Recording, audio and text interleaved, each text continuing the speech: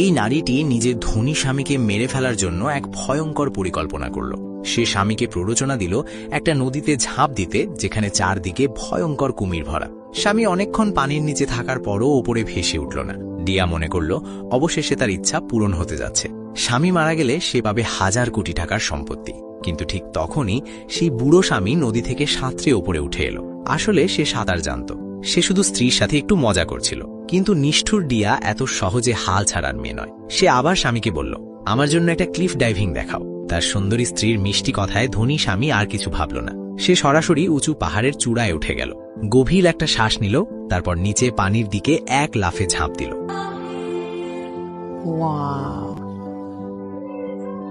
কিন্তু এবার ফলাফলটা ভয়ঙ্কর হয়ে গেল। এইবার ধনী স্বামী আর কখনো পানির ওপর ভেসে উঠল না। চারদিকে তাকালো, কিন্তু কোথাও স্বামীর কোনো চিহ্ন নেই। নিজের পরিকল্পনা সফল হয়েছে বুঝে সে আনন্দে হেসে উঠল।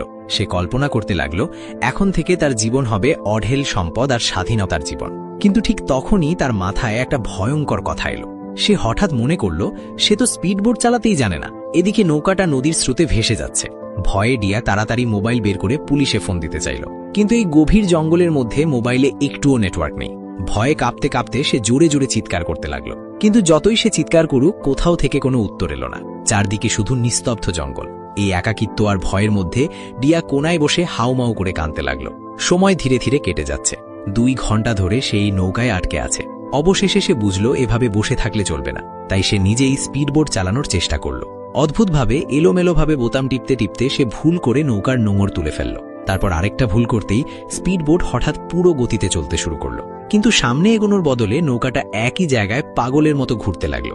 এই দৃশ্য দেখে ডিয়া ভয়ে প্রায় পাগল হয়ে গেল। উপায় না দেখে সে দাঁড়িয়ে চিৎকার করতে লাগলো। ঠিক তখনই নৌকাটা তীরের পাথরের দিকে ধাক্কা খেতে যাচ্ছিল। ভয়ে ডিয়া দ্রুত ড্রাইভারের সিটে গিয়ে চাবিটা খুলে ফেলল।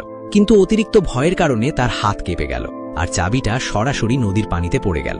নৌকাটা যদিও থেমে গেল, কিন্তু মাথা তুলে সামনে তাকাতেই ডিয়া এক ভয়ঙ্কর দৃশ্য দেখল। সামনেই একটা বিশাল জলপ্রপাত। এটা দেখে তার মুখ ফ্যাকাশে হয়ে গেল। সে বুঝতে পারল আর কিছুক্ষণের মধ্যেই নৌকাটা সোজা সেই জলপ্রপাত দিয়ে নিচে পড়ে যাবে। তাই সে দ্রুত ব্যাগপত্র গুছিয়ে নৌকার কেবিনে ঢুকে গেল। কোনায় গুটিসুটি মেরে বসে সে শুধু প্রার্থনা করতে লাগল, হয়তো কোনো অলৌকিক ঘটনা ঘটবে।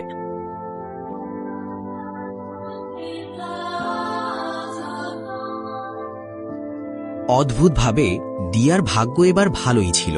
এই জলপ্রপাতটা খুব বেশি উঁচু ছিল না। নৌকাটা পড়ে যাওয়ার পর নদীর স্রোত তাকে আবার তীরে ঠেলে দিল। কিছুটা স্বস্তি পেয়ে সে দ্রুত ব্যাগ থেকে মোবাইল বের করল।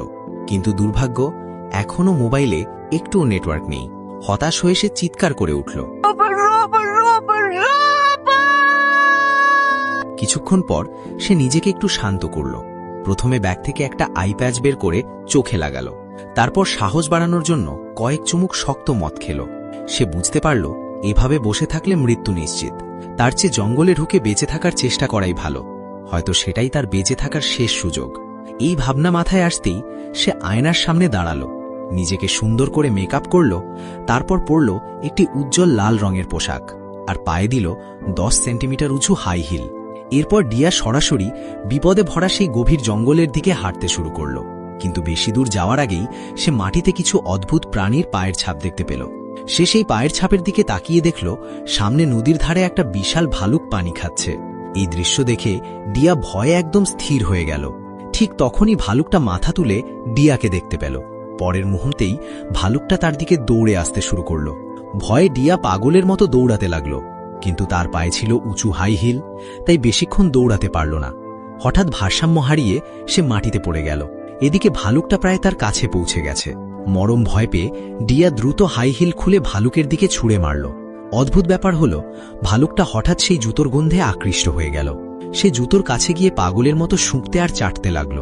এই সুযোগে ডিয়া দ্রুত উঠে দৌড়ে জঙ্গলের ভেতরে লুকিয়ে পড়ল। এভাবেই সে অল্পের জন্য মৃত্যুর হাত থেকে বেঁচে গেল। ধীরে ধীরে সন্ধে নেমে এলো। জঙ্গলের ভেতর তাপমাত্রা দ্রুত কমতে লাগল। শীত থেকে বাঁচতে ডিয়া আদিম মানুষের মতো কাঠ ঘষে আগুন জ্বালানোর চেষ্টা করল। কিন্তু এত ঘষাঘষি করার পরও একটুও আগুন বেরোল না। তার হাত প্রায় ফেটে যাওয়ার মতো অবস্থা। শেষমেশ উপায় না পেয়ে সে লাফালাফি করে শরীর গরম রাখার চেষ্টা করছিল। ঠিক তখনই সে সামনে কিছু নড়াচড়া দেখতে পেল।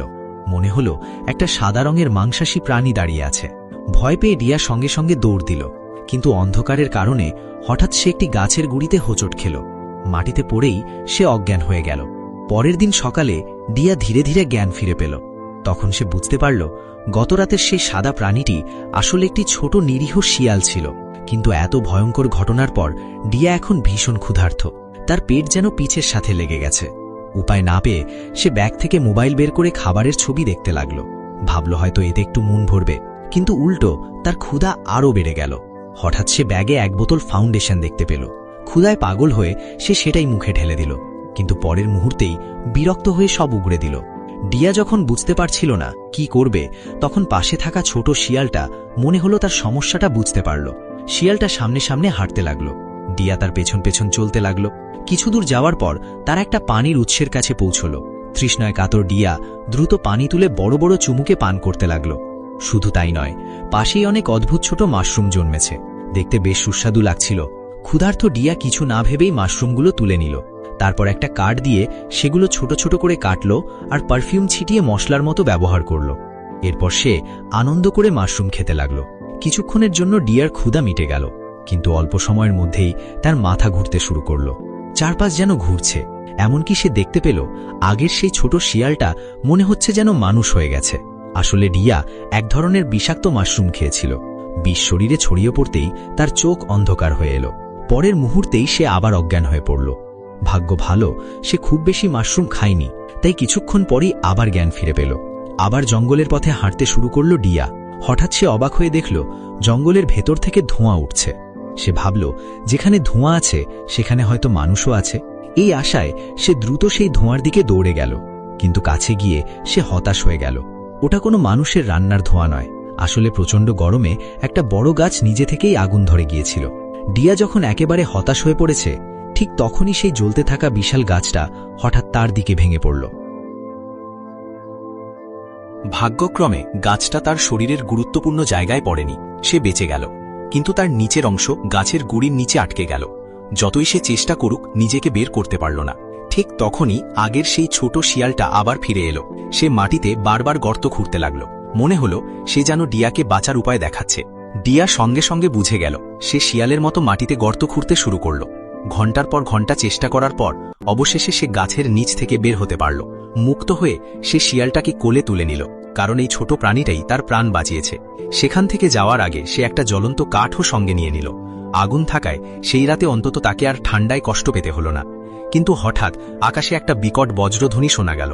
ডিয়া কিছু বুঝে ওঠার আগেই মুষলধারে বৃষ্টি শুরু হয়ে গেল। উপায় না দেখে ডিয়া সেই আগুন নিয়ে একটা গুহার ভেতরে আশ্রয় নিল। তার ভাবনা ছিল আজকের রাতটা এখানেই কোনোভাবে কাটিয়ে দেবে। ডিয়া গুহার ভেতরে ঢুকে অবশেষে একটু বিশ্রাম নেওয়ার জন্য চোখ বন্ধ করল।